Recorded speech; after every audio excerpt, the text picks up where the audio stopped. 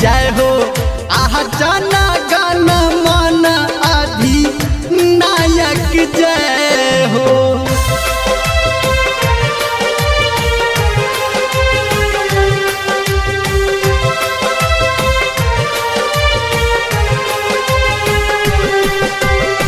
अभी आप सुन रहे हैं धर्मेंद्र निर्मलिया को।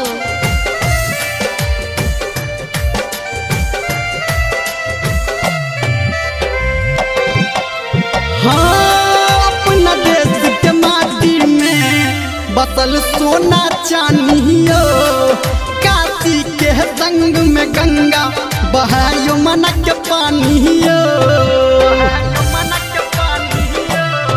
अपना देश के माटी में बसल सोना चानियो, काशी के संग में गंगा बहायो मन के पानियो।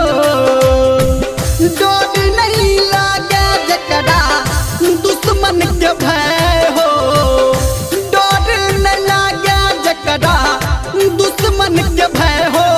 आहा जाना गाना माना अधिनायक जय हो।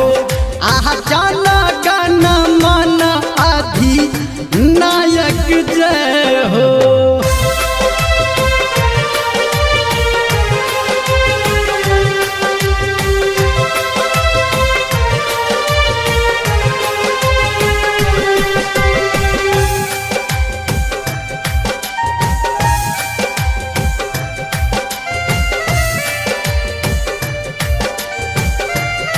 अभी आप सुन रहे हैं सावरिया म्यूजिक। लहरे गगन में देखू अपन तिरंगा यो, दुश्मन के हिम्मत ने जेलेत पंगा यो। लहरे गगन में देखू अपन तिरंगा यो, दुश्मन के हिम्मत ने जेलेत पंगा यो। गावे धर्मेंद्र गान देश पे जय हो।